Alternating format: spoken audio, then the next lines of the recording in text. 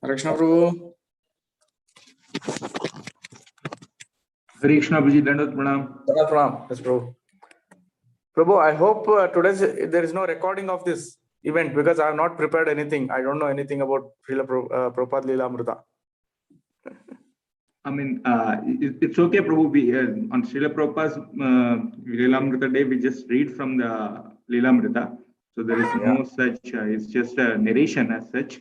But for the benefit of devotees, we generally live stream on YouTube. Yeah. So I will share the lilamritha. We can, or if you are reading from something, you can continue to do so. Yes. So and also I'll also like to I'll also probably ask the viewers, the devotees, in case if they have anything to say and some of the important points, so that can make it little more educative for the entire team. Sure. Okay, bro. We'll start. I'll just start with some greetings. Welcome, devotees. Welcome. Kirtan and then start. That's okay. We'll just do the addressing and then you can do the kirtan. Yeah, I will. Welcome, devotees. Welcome to Nityam Bhagavad Sevya. After a very blissful and ecstatic Janmashtami and Prabhupada Appearance Day celebrations. And we'll continue with our Nityam Bhagavad Sevya. Today, we are very happy to have the association of His Grace Aniruddha Seva Prabhu. We'll be sharing Prabhupada lilamritha from chapter 42. Yes, Prabhuji, you can speak. Prabhuji, Narahari Chaitanya Prabhu wants to speak. Yeah, Narahari Chaitanya Prabhu, please speak. Yeah. It's very nice to see Aniruddha Prabhu today coming on Nityam Bhagavata Sevya. Please, my request is follow the protocol of speaking about whether it's Lilamrit or Bhagavatam. Interaction session can be in the last. Because this is the morning Bhagavatam, we will usually follow the same pattern. All right? Thank you. Okay, bro. Right.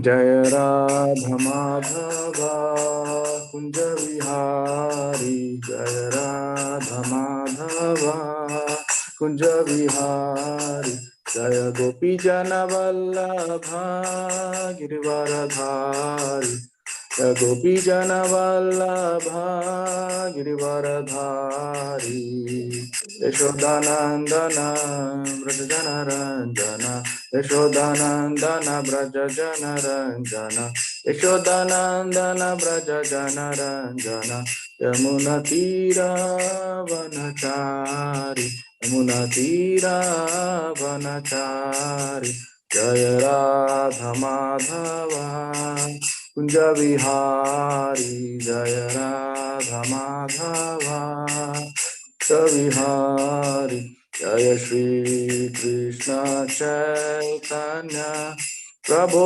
Nityananda Shri Advaita Gadadhara Shivasadi Gaura Bhakta Vrinda Hare Krishna Krishna Krishna Hare Hare Hare Rama Rama Rama Hare Hare Hare Krishna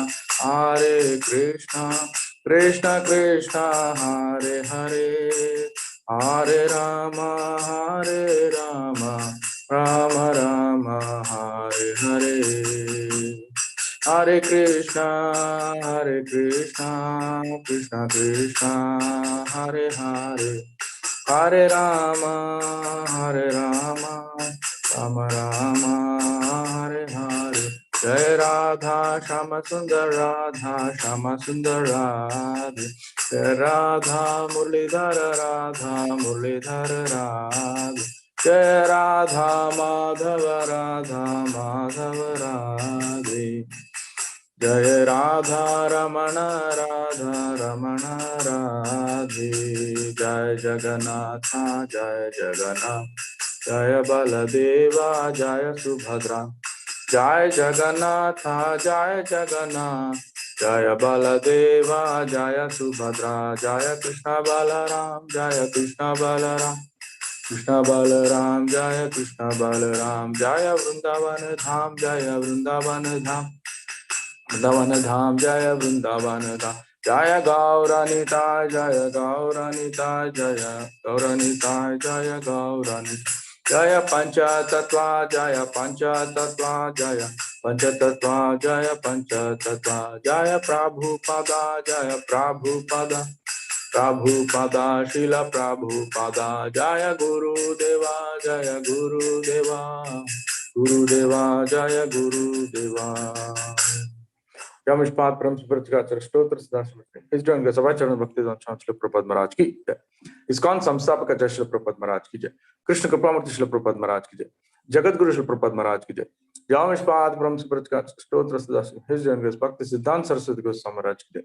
अनंत कोटि वैष्णव की जय अनंत कोटि आचार्य वृंद की जय नमाचार्य श्री हरिदास ठाकुर की जय प्रेम से जय श्री कृष्ण चैतन्य प्रभु नित्यानंद श्री अद्वैत गदाधर शिवसादि गौर भक्त वृंद की जय श्री श्री राधा कृष्ण गोप गोपीनाथ राधा कुंड श्याम कुंड गिरि गोवर्धन की जय वृंदावन मथुरा धाम की जय मायापुर नदी धाम की जय जगन्नाथपुरी द्वारका धाम की जय गंगे में यमुना माई की जय तुलसी भक्त देव की जय समवेत गौर भक्त वृंद की जय ग्रंथ श्रीमद् भागवतम की जय हरे नाम संकीर्तन की जय श्रील प्रभुपाद की जय Srila Prabhupada translate book distribution की जय all glories to assembled duties, all glories to assembled duties, all glories to assembled duties, all glories to all glories, Shri Guru Shri Gaura, Gaura Premanandi, Hari Hari Bol.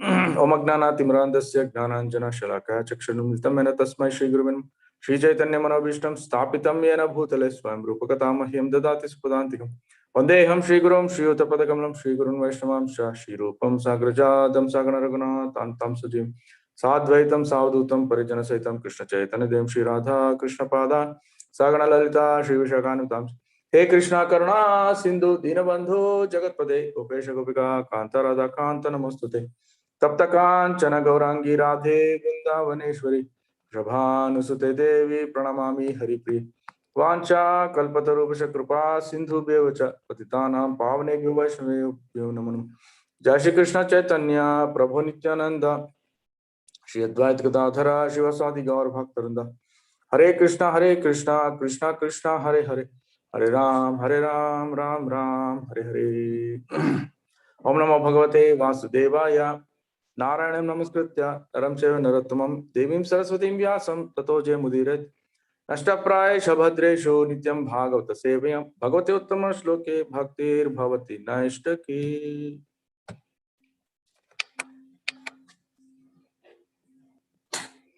Hare Krishna. Welcome all the devotees for today's Nityam Bhagavata Sevaya session. And today we are taking the reading from Srila Prabhupada Lilamritha, chapter number 42. It's about developing Mayapur title. Hare Krishna. So we are in this period, Mayapur, June 1st, 1973. So here the narration is given that that Mayapur building was started construction. Actually, the Bhumi Puja was done in the March 1971, around that time. And then, so almost it took 2 years for the construction to be over. So now it is almost in a completion stage. So there, Prabhupada had, during this time, Prabhupada had come to reside. And then he had taken his room. I think this building is the first building was the Lotus building. Then the Chakra building was there. So these were the two buildings. And then even today we have Prabhupada's room in the Lotus building. So there all the Prabhupada's memorabilia, everything has been kept there in the Lotus building. So it's mentioned that he had come there and he was using the two rooms. Actually, the one is his bedroom and another one is the study room where we can see Prabhupada's Murti. He's writing Bhagavatam. So that is like the as we enter the room. And then construction was going on. And being June, which is the beginning of the monsoon, so there was a huge storm, rainstorm, thunder and all that. And so that it is always quite damaging, especially because that side, the coastal belt, it's always very heavy damage. So I have now just come to Mayapur and very hopeful to regain my strength and health on account of being in the transcendental atmosphere. Every moment we are passing here in great delight. In the evening, the temple pujari Janninivas would come to Prabhupada's room with a clay pot of red coals and frankincense and fan the frankincense until the room was filled with smoke. This was to drive out insects, but Prabhupada also considered it purifying. So here, actually, Prabhupada, for him, it was very, very pleasing that he was coming to Mayapur because he knew the transcendental nature of the place, and he wanted, Prabhupada knew that Mayapur was very dear. In order to develop Mayapur and build a big temple, we'll come across that in the future. As the tradition, the custom in India, that the samrani, we call the frankincense. So this is being used. One is that it purifies the air, and another is that it can give a good aroma, and then another is that it is also acts as a pesticide or an insecticide, and this has been going on in the ages. So this was done. Janninivas Prabhu, who was the pujari at that time, he did that. So like this, this was the daily routine. And then we see how Prabhupada and his entire devotees who were there at that time, how they were tolerating the weather conditions, very harsh weather conditions in Mayapur. I cannot imagine. In fact, for me, staying 3 months was so difficult. I found it because I went in the 20th of December. So that was the time when winter had just started. So winter is very harsh, not like how we faced in any other place like in Bangalore or maybe in South India. It was very harsh, very biting cold. At the same time, the summer is also very harsh, as we know that we have a lot of sweating, humidity is there. And for us, coming from a city background, it is very difficult to adjust to those conditions. And especially, I mean, if you're used to AC environment, then gone case. So it was so tough, but somehow I was managing it. But after reading this, I was thinking how devotees, especially with Prabhupada's initial devotees, how they tolerated all these kinds of material discomforts. So it's a really wonderful, so inspiring that we take a leap out of their lives. So then further, so the work was going on, so there was a lot of disturbance, but Prabhupada was undeterred.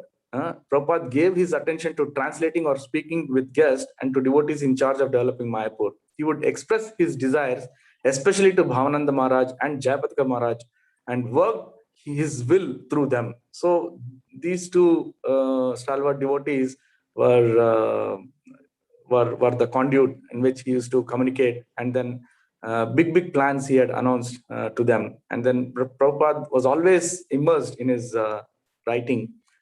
And of course, whenever the time required that he had to meet the devotees, the guests coming in. So like that, he spent. Yeah, further. So he's also explaining the mood, how the devotees, probably a little down. Can you bring it down? That how the devotees who were there, they considered, they took a very, very menial service. Prabhu, can you know? Actually, I need to go to the top previous look, yeah. Themselves very menial, and they're also committed to that, because for them, Mayapur was everything, and then since Prabhupada was there, so Prabhupada was everything. They were serving him so intensely. Yeah. So further, this aspect is also very important. Generally, the devotees in each particular center would raise money to support their center. But Prabhupada personally took charge of getting funds for Mayapur. He had begun a Mayapur Vrindavan trust fund of donations from his disciples and interest from the bonds and security deposits. If money was misspent, energy misused, or the building damaged in any way, Prabhupada would become very concerned. Now that he was personally on the scene, he often walked about giving details, instructions, and demanding that discrepancies be corrected. The pink and reddish building was like a huge transcendental ship, and Srila Prabhupada, as captain, would walk the wide verandas, giving strict orders to all maids for keeping everything ship shape. Oh my God, amazing! This the way Prabhupada took care, And he was, every penny was being counted, whatever Lakshmi. So as it is stated by Satsur Goswami Maharaj, that Prabhupada took charge of Mayapur, getting the funds, and he personally, generally other centers, the devotees had that liberty. I mean, they had that, some controls, financial controls. But here, Mayapur, he made sure that he collected, he met the guests directly, he discussed with them. So all these things. And then he also developed the trust, Mayapur Vrindavan Trust, and got this corpus developed. And he made sure, very beautiful, from the financial angle of view, is that he made the trust, he got the donation, the what we call as the corpus fund, and he ensured that some interest is generated. I mean, this is very, very important. Even when we do the financial planning, we need to have a corpus, we need to have a particular lump of money, but then make sure that the money gives money, money brings money. So like that, because this is there. You see, it's easy to, actually there's a saying in Kannada, which many people, older people will like to say, that they'll say it is very tough to get, to earn money. Okay, very tough to earn money in this material world. Now, at the same time you're earning, you need to accumulate some money as you start, because you need for the future, you need for your children and all that. So the second step is, that is very, accumulation of funds, money is very important, is very difficult, because your most of the earnings is generally spent. So where is the question of saving? So, but if you are able to save it and then accumulate a fund and build a corpus, build a lump sum amount, that is something phenomenal. That is very great. And then another third aspect is that, okay, you have accumulated money with great difficulty, you have got a corpus, but is it generating income? It should not become a dead asset. It should not be idle. You should make sure that that the money is bringing money. If it is not bringing money, then it is very difficult. Probably you will have to start liquidating your assets, and it's a typical financial this thing, you will instability you will undergo. So like that. Now, after that money comes, whatever is you are generating out of that corpus, whether that is put for the right use. So like this, there is a saying. So it's very important that we build it. And with that, because as I said, even if somebody has, a rich man has a lot of money, that lot of money may not come to use, or he may not get the best results if he's not investing that money in the right place. So he needs a lot of consultants or guidance, that it's gone into the right place and he gets the income. So that, as we say that building, I mean, building a temple is probably quite, we have to struggle, but it is quite possible. But maintaining is very difficult. Like that Shrishti, Sthiti, Laya. Shrishti and Laya may take a few fraction of second, but the maintenance, the Sthiti is very, very important. So if you have to maintain it, we need to have regular perennial income. If that perennial income is there, then it is easy for maintenance. So if money was misspent, energy misused, or the building damaged in a way, Prabhupada would become very concerned. He was personally on the scene. He walked about giving details. So like that, I also come across one quote. In fact, in Mayapur Treasury, we had put that in our laptops, that he has mentioned very clearly that even a farthing of the money should be used for Krishna's service. It should not be wasted. Like that, that one quote is there. So that was Prabhupada's very, very acute financial administration.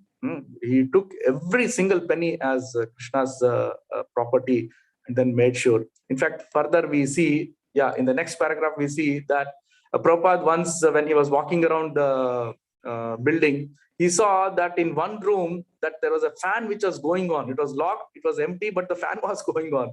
So he chastised, who is that? And he went chastised to the extent of saying that, who is that rascal who has done this?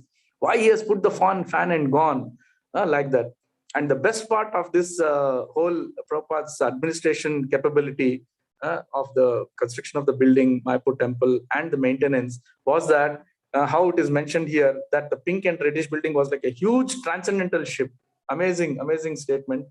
And Srila Prabhupada as captain, as the captain was walking around the areas and giving instructions, and then keeping everything ship shape, means everything nice, spick and span, going to such great details. It's amazing lessons we have to learn from Prabhupada.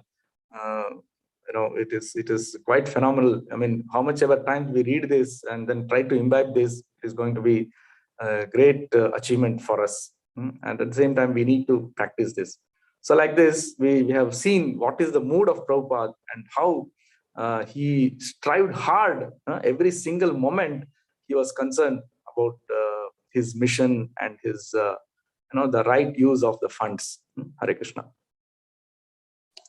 So then further, again, as we know that it was a monsoon season, that there was again lot of wind, rainstorm coming, and then it was affecting the building. I mean, in Bengal, especially the Mayapur area, if it pours, it just simply pours. There's no way of stopping. And as we have seen, it also floods the whole area. We have seen so many years where the water floods and then it comes up to the river overflow. It comes and then almost up to 4 feet, 5 feet of length.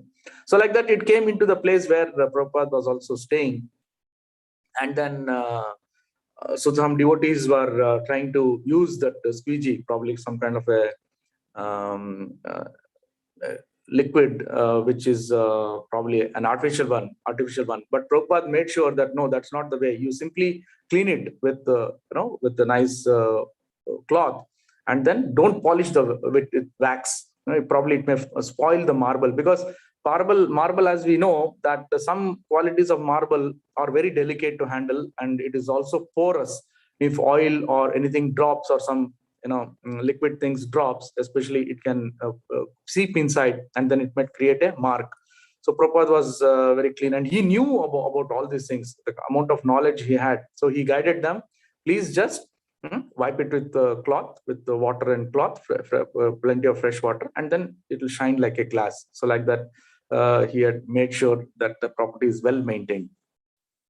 Then coming further, it talks about how Prabhupada was caring about the devotees, and how he was concerned, because he knew that all these devotees, especially the Western devotees, had dedicated their life and they had come there. They had sacrificed each of their facilities, what they used to enjoy, and they had come in very, very austere place like a Mayapur. So, and this is amazing. We cannot imagine the kind of compassion what Prabhupada had given to these disciples. It's amazing. So Prabhupada felt affection and deep gratitude for those devotees dedicating their lives to the Mayapur project. One night he called Bhavananda to his room and began asking him about the devotees. Suddenly Prabhupada began crying. I know it is difficult for all you Western boys and girls. You are so dedicated serving here in my mission. I know you cannot even get prasadam. When I think that you cannot even get milk, and that you have given up your opulent life to come here and you do not complain, I'm very much indebted to all of you. So this is the mood of Prabhupada, and such a huge house, such a huge place he gave for all of us, shelter for all of us, but taking all troubles, at the same time so much concerned, empathic about all his devotees. And then he literally, it said it is cried. He cried that he poured out to Bhavananda Prabhu and said that you are undergoing so much of austerities. I'm very, very indebted to all of you. So like that, he had expressed. And if such a pure devotee, such a pure heart, if anything, a pure heart is talking to another heart, then anybody can will get transformed. Any person can get transformed. So that was the power of Srila Prabhupada, how he transformed the lives. People, we know that they came from all walks of life.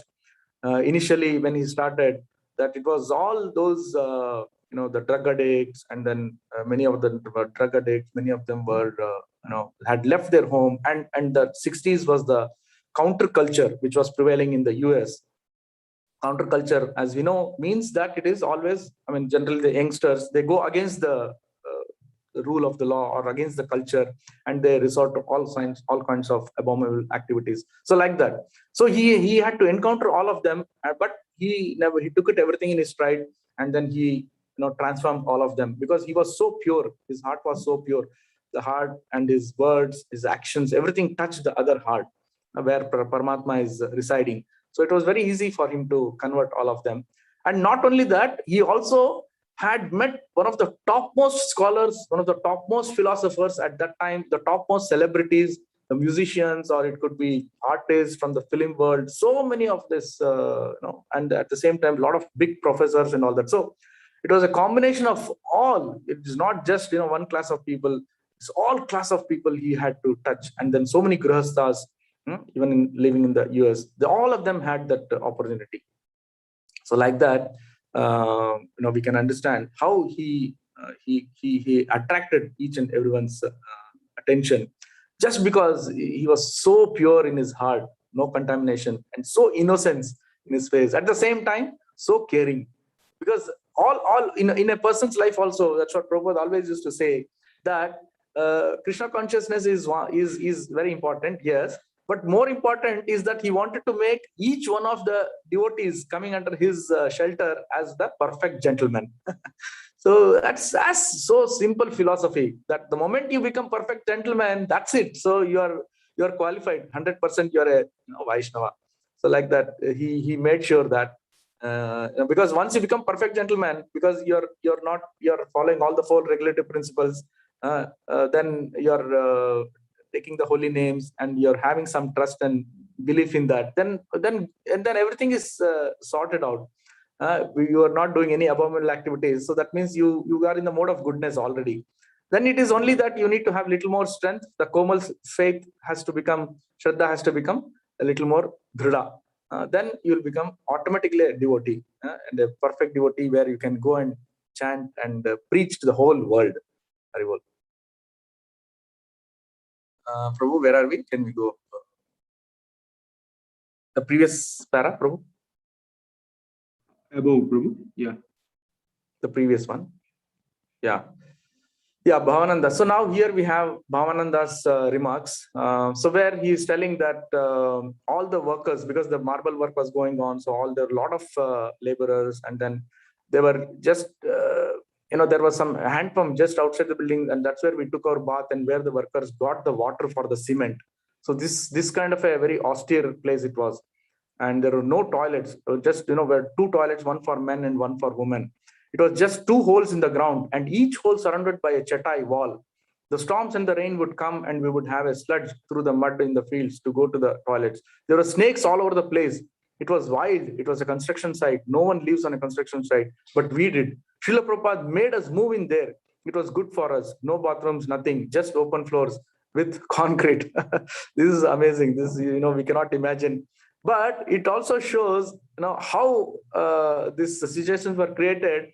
Actually, all the devotees who are living there were living like Goswamis, typical Goswamis, how we have seen the Shet Goswamis, how they are living in Vrindavan with hardly any facilities, but the whole nature was their habitat, and they simply lived. And so it was automatic that they all became Goswamis. They all became great acharyas.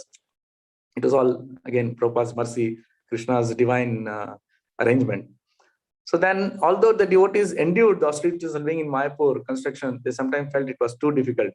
But Srila Prabhupada never considered difficult. He would encourage the devotees. Mayapur is so wonderful, you can live on the air and water alone. So like this, Prabhupada was encouraging each one of them. And then we also hear that the very famous dialogue which Prabhupada said, that what he said was, this is Mayapur. I'm giving you Mayapur. You take it. I'm handing over to you, develop it and enjoy it. So like this, he was glorifying the transcendental place. Of course, it is a dham and a very transcendental place. Anybody who goes to Mayapur has felt that presence. It is unimaginable, inconceivable, transcendental place where we have kirtan almost all the 24 hours, and then so many devotees coming from all over the world. And it is truly the spiritual capital of the world. Even today, there is so much of spiritual attraction that people has to go there and experience it. to exactly get that feeling. How much ever we try to explain is not enough actually. So this is the statement which Prabhupada was giving, that I'm handing over to this place, you now develop it. So that was very inspiring even for Jayapati Swami, Guru Maharaj also, and other devotees. So even today they are doing it very sincerely. The Temple of Vedic Planetarium, which is coming up, and the whole township needs to be developed. There are a lot of plans going on in that, and now so much of land acquisition has happened, and so many devotees are moving in, and a lot of areas, localities where devotees can stay, that is also coming up. So it is predicted to have at least about 150,000 of devotees living in Mayapur very soon, very shortly. Hare Krishna Prabhu, can we come down? And then it is explained about this, how the whole area was covered by these rice fields. Even today, if you see, there is a lot of fields, agricultural field, and wherever Mayapur is now under the ISKCON's land, where we have acquired the land, the cultivation is still going on. The devotees are taking care of it, and there is a lot of agricultural income coming in. So many devotees are doing that seva as well. The devotees had to live without electricity much of the time, since the power supply was often cut off. They would use kerosene lamps at night. In Prabhupada said the lamp should be taken apart every day, the wicks trimmed and glass washed. In the future, he said, you should grow castor plants and crush the seeds and take the oil for burning. Yeah, so this prediction, what Prabhupada said, and he advised, even today we have this facility. We have that one company, a private company is formed, which is actually doing these commercial kind of activities, because as a trust we cannot be able to do a lot of commercial activities. So a private limited company is formed which can take up this commercial activities, and then it earns the revenue. Like this castor plant, castor oil, from what the castor oil we get, this is very good for burning.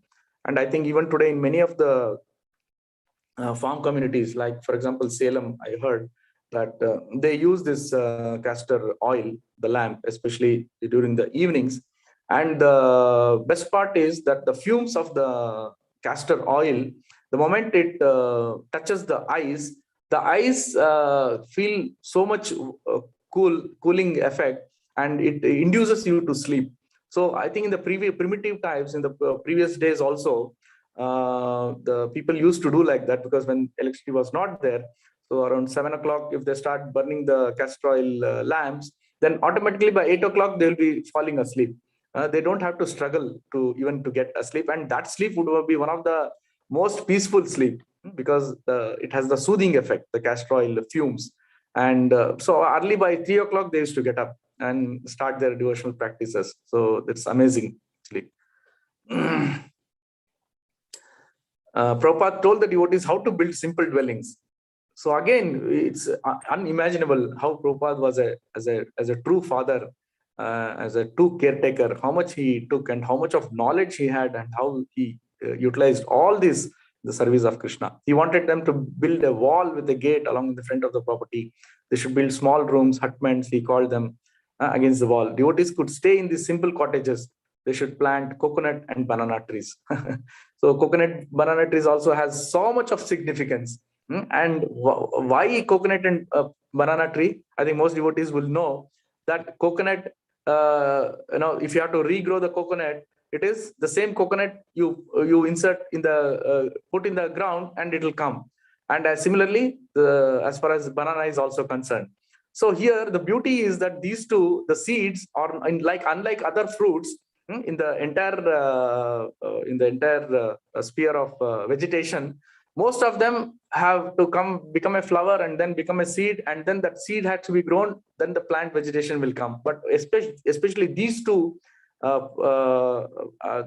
plants, these two trees don't need that process. You don't have to consume. Generally, when you consume the seed, means it is become juta, the angelo, and then that seed might be planted and the plant will come. But whereas these two doesn't have that nature, then that is why these two, even in South India, if you see, or anywhere in India, if you see, the coconut and the banana is kept as offering. as Naivedya in almost all the centers, because it is coming out of which is completely uncontaminated, and it is self grown, without any help of any seeding and all that.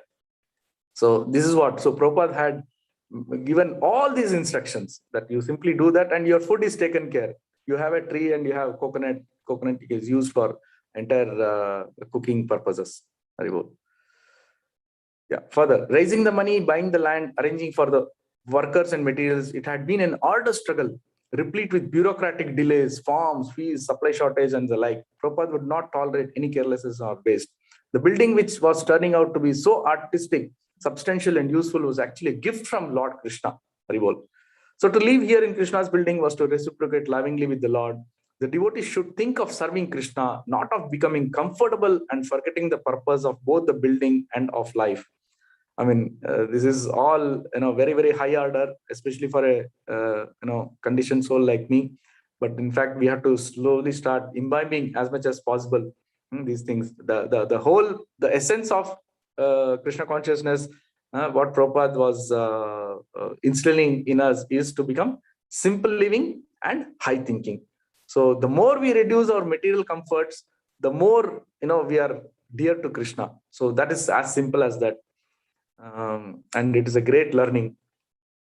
The slamming of the doors, although seemingly a minor fault, greatly disturbed Srila Prabhupada. It symptomized carelessness and misuse, and Prabhupada said that sound cracked his hearing.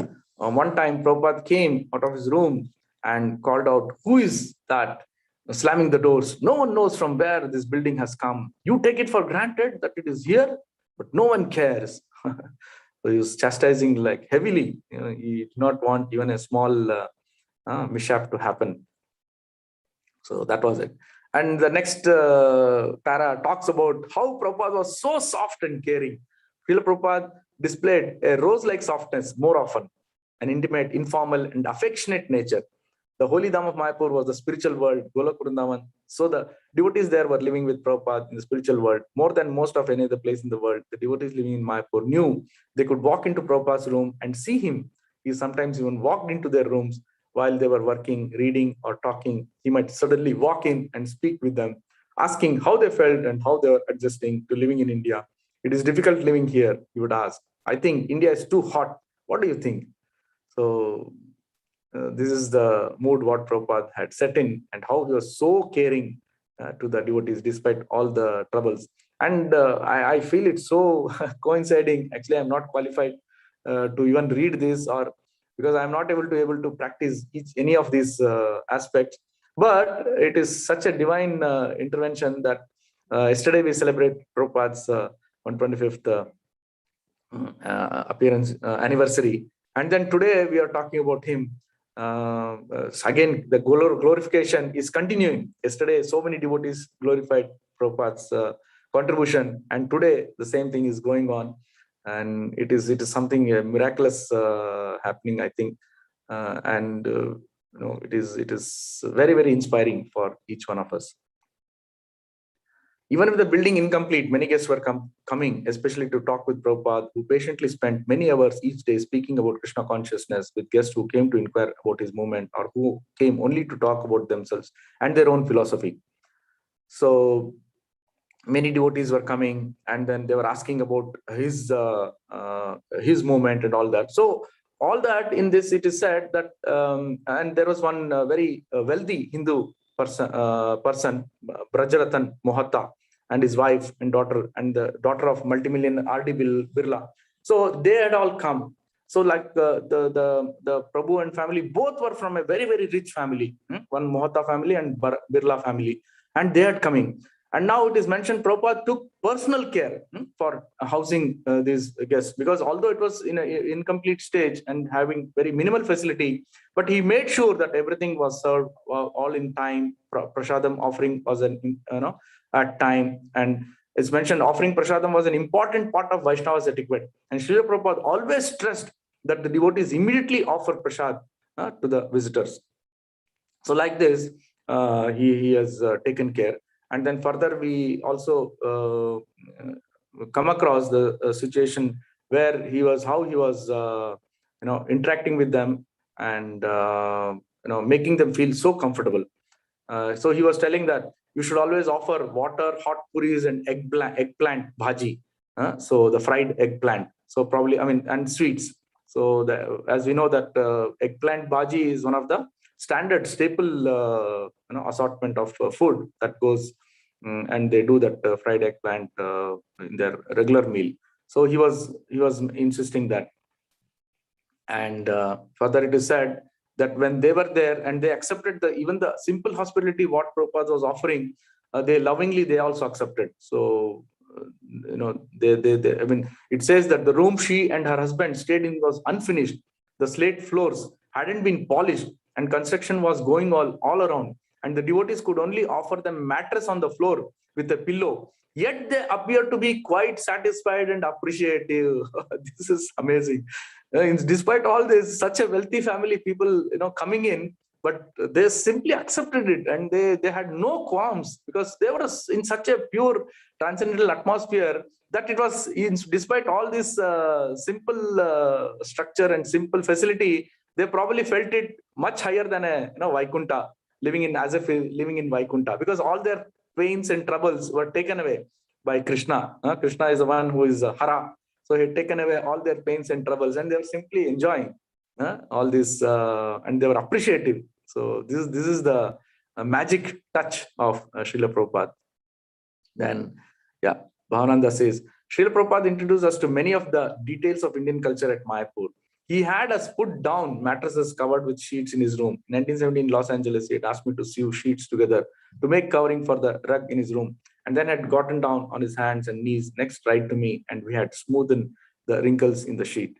So like this, even he is mentioning about how he was in Los Angeles. When he was even in America, almost the situation was like that, because the facilities, the funds and facilities were not so up to the mark, but still Prabhupada managed all these things. And he only wanted that his mission to be spread, Krishna conscious to be spread. And then he did not spare even a single opportunity where he could go for preaching. Yeah.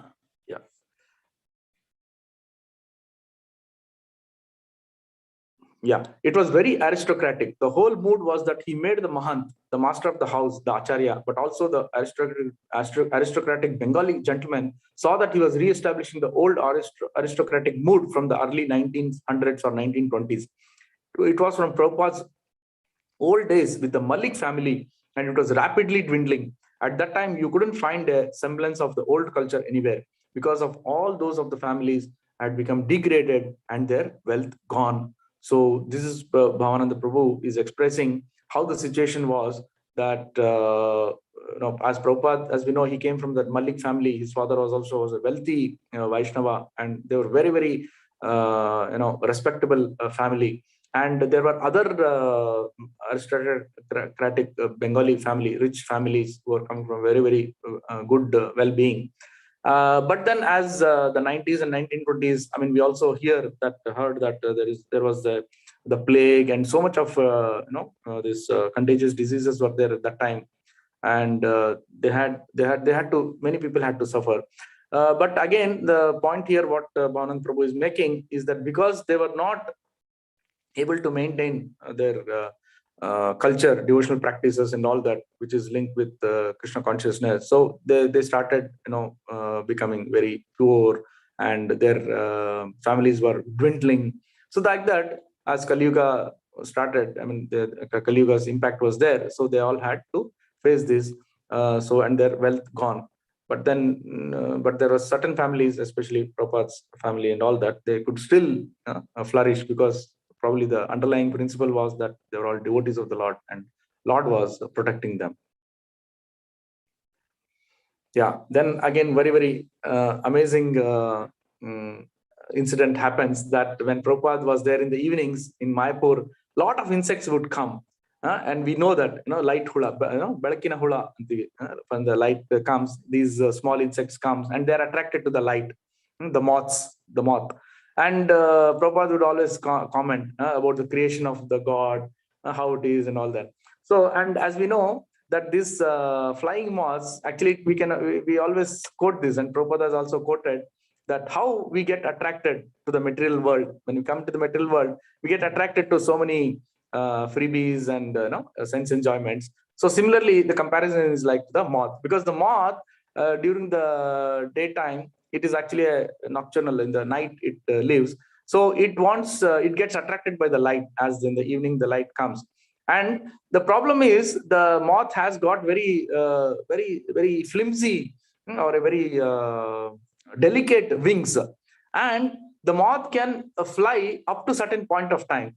And since it approaches the light, the heat and the light actually burns away the wings. The moment the wings are burned, the moth falls down, and then because it is not able to fly, so probably it may perish, because another predator will come and it may eat. So like that, it is just a typical example how of this material world is, that we get we are actually come for a purpose, but we lost our purpose. We forgot about what is our purpose, and then we get attracted to small attractions, freebies, and then that's it. We get captivated by it, and then we, by the time we realize, oh, we would come for this spiritual purpose, this was my goal of life, but we are old because we have struggled so much, searching for the light, searching to get the heat and light, getting attractions, that all our energies are gone, and we are almost come to a retiring stage, and we are just falling down. But if somebody intelligent, if he takes up to Krishna consciousness, because that is the main that is the main source of all our because that is the source for our soul. And if you are feeding the soul with the Krishna consciousness and spiritual practices, then probably he will easily survive. Even old age doesn't affect. So like that, it's a very wonderful analogy which is given here. And another beauty which Prabhupada is giving is amazing actually, which I had never thought. Only till yesterday I read it. That he was telling about how these so many hundreds and thousands of insects these are flying, and so he calls them as that these insects are all in one, built in. One is that he's a pilot and he's a flying machine, and then he's probably the traffic controller also, because so many flying insects are there in the air, but not a single collision happens, no accidents, nothing. So how much of the control they have capabilities. And then Prabhupada has explained, and he has glorified Lord's Krishna's creation capabilities, that how wonderful such creation is there, that they are doing all in one, all in all, and maneuvering in this space without any problems. So now he's challenging how let the material scientists manufacture such a wonderful machine. So now today, if you compare today's condition, that we have seen the advent of the drones, right? So the drones are there. I mean, airplanes, helicopters were there, but it is so risky and dangerous, as we know. So many accidents, so many things happen. We have seen that. But now the drones, the age of drones is coming. And if you really see the way drones are being built, I mean, they're trying so many, they're putting so many parameters and then making sure that it is operating. But still, it is not up to the mark. And probably it may take another several years to come to a policy. And they are still afraid. And also the security aspects are there. One drone can probably go into an enemy space. So many things are there. But it's a challenge, as Prabhupada says. Let them try to do it. If they do it, it will be one step at a time. Probably they can do it. So like that, it's so amazing that Prabhupada had mentioned about this, and how intricately Prabhupada had understood the Lord's creation and what all magic in the Lord is doing for the benefit of the devotees. Very well. Prabhu, we have, is it time? Yes, Prabhu, almost 8:50. We have to wrap up. I think we can. I think I'll Prabhu, stop can here, we Prabhu. conclude next week also? Prabhu, I think it will take, anybody can take, because it's quite a big chapter. I could, since I had some experience of living in Mayapur and all that, I thought I can speak a few of my own experience and also glorify Prabhupada at the same time. So I think I will end here. I will leave the floor open for the other devotees, because my knowledge about Srila Prabhupada lilamrita is actually zilch. It's almost zero. I just had read initial stages of Prabhupada's lilamrita. I just pray that to devotees that I get a chance to complete it. And that too, I had done that initial reading, because I had to prepare for a drama. We did the Jaladota drama in the 2015. So that's it. After that, I just lost touch. Hare Krishna. So if I committed any mistakes, or if I've been not clear about my deliverance of the message, kindly correct me and also guide me in this matter. Haribol. I'll Granthra Srimad Bhagavatam ki jai, Srila Prabhupada Lilamrita ki jai. Hare Krishna, Prabhuji, thank you very much for that heartfelt narration and the beautiful explanations you gave for each of the incident. It truly shows how Prabhupada was empowering, at the same time was very much respectful or careful of how the things should be managed and maintained. Thank you very much, Prabhuji. Devotees can unmute themselves to share any reflections or any questions that you have. Hare Krishna, Anirudh Prabhu, Dandavat Pranam. Thank you very much for accepting the seva with such a short notice. Thank you, Prabhuji. Yes, Prabhu. You are, Prabhuji, I think what I really feel this is, I think across the different chapters of lilamrita, Yes. Prabhupada has actually exhibited several qualities. One of them is the leadership quality. So typically, when somebody goes to a leader, from the hands-on to be a leader, there's always a confusion how to balance between too detailed versus not losing the big picture. So Prabhupada has maintained perfect harmony between them. He never lost himself into the details, but he kept a check on each and every build. Like when the Vrindavan temple was being built, he was auditing each and every receipt. But also he did not lose the sight of big picture, what he was really trying to accomplish. So that's really a big leadership lesson to everyone, even inside ISKCON, outside ISKCON. Yes, Prabhu. Prabhu, one more thing I would like to share. Actually, when I was reading yesterday this portion, about the building and all that, we all know contribution of all the devotees, including our Guru Maharaj and all the devotees. But what was striking to me, now I could recollect that, was that how our Narahari Chaitanya Prabhu is taking care of this temple construction, because I could relate so many aspects how Narahari Chaitanya Prabhu is taking care of in so much of details in developing this temple, and how he has utilized each and every penny. It's amazing. It's not that I'm trying to boast Prabhu, or I'm trying to flatter him, but this is my personal experience, and I think each one of you.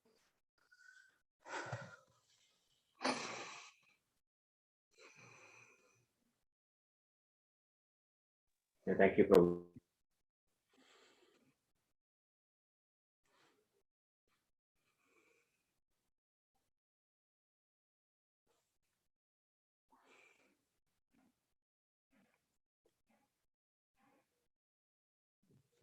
Yes, Prabhu. We are very lucky to have such a good leader.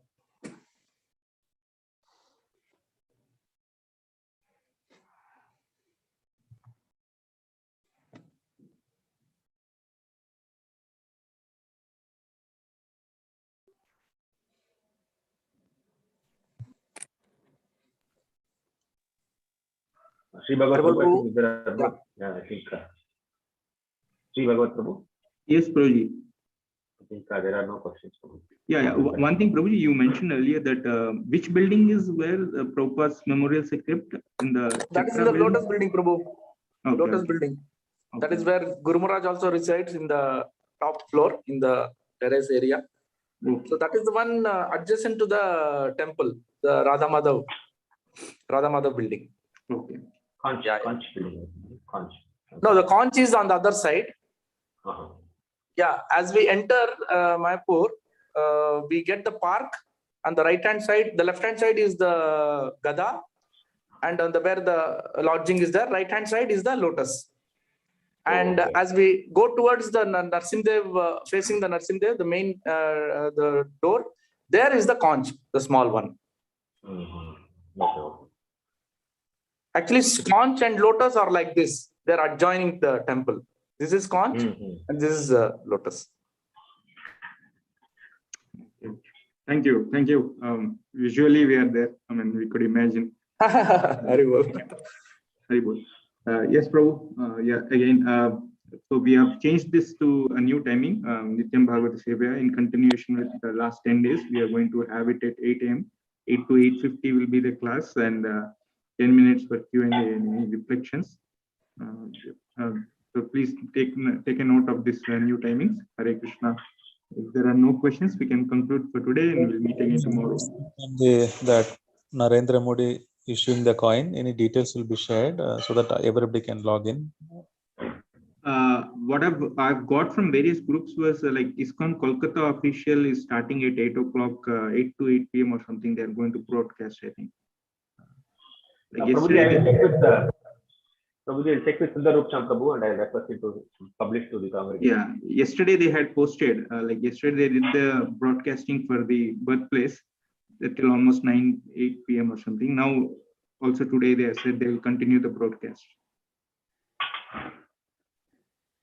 But yeah, I think Shankarshan Priya Prabhu is going to check and we'll get an official announcement.